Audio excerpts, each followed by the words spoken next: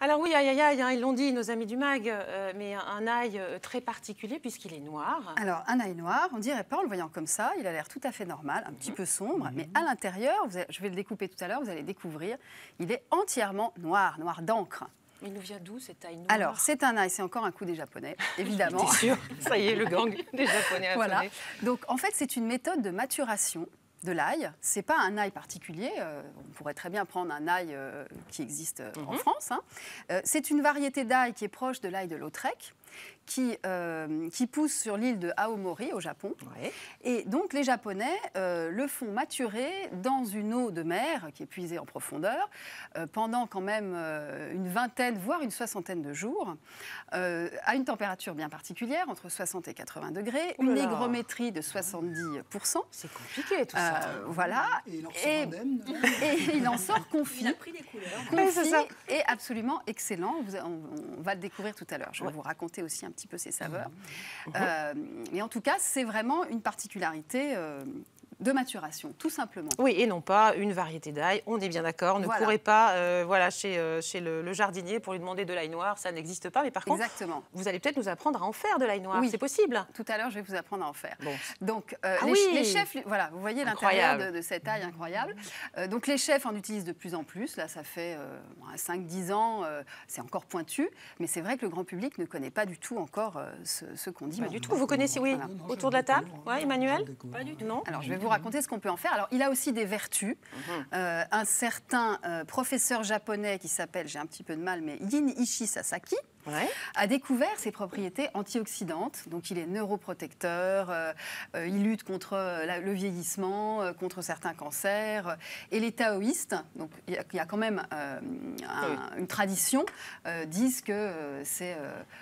grâce à lui, on peut être immortel. On peut devenir immortel grâce à l'ail noir. Ben voilà, vous voyez, sur le MAG de Campagne Télé, on a trouvé la solution. Pourquoi vous allez chercher ailleurs, finalement? Elle est là. D'immortalité. Le Japon, pays des centenaires, on dit bien. C'est vrai, les Japonais vivent très vieux. Hein. Voilà. Alors c'est vrai que l'ail de base, pour le coup, il est déjà antioxydant, mais là je crois que les vertus c'est encore plus condensé. Ouais, tout à fait. Il est quand même très étrange au regard.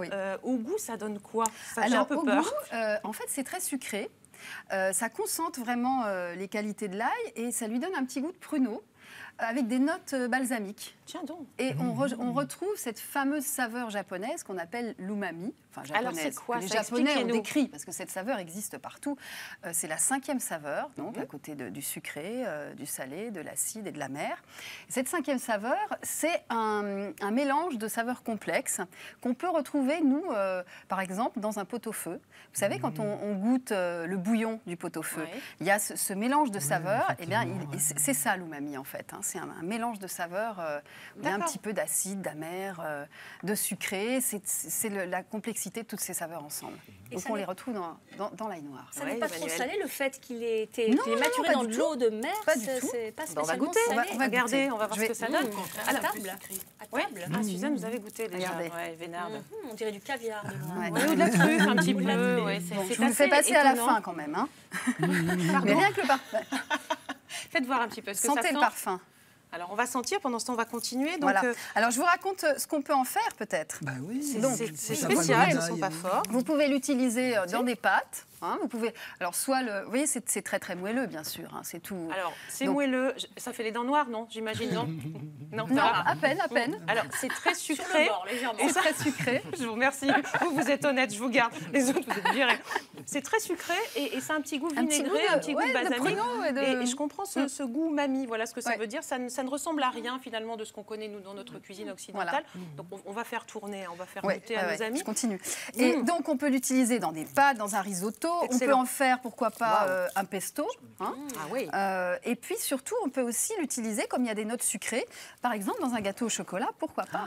Oui, ça se marie bien. Et il y a un pâtissier lorrain qui s'appelle Franck Fresson qui, lui, l'utilise dans une tarte aux 2 agrumes japonais. Donc il va mélanger du yuzu, du sudachi et il va mettre un petit peu d'ail noir dans sa pâte. Allez, pendant que... C'est bon, c'est très très bon. Pendant qu'Inès et Emmanuel goûtent... Je vous raconte aussi peut-être, si vous voulez le faire en 2 mots chez vous. Alors vous avez un cuiseur à riz, si vous avez cette chance-là. Vous mettez en position maintien au chaud. Bon, par contre, retenez votre souffle parce que vous en avez pour 20 jours. Oui, 20 jours de parfum quand même. C'est ça, de parfum à et lire. en position maintien au chaud pendant 20 jours avec un petit peu d'eau.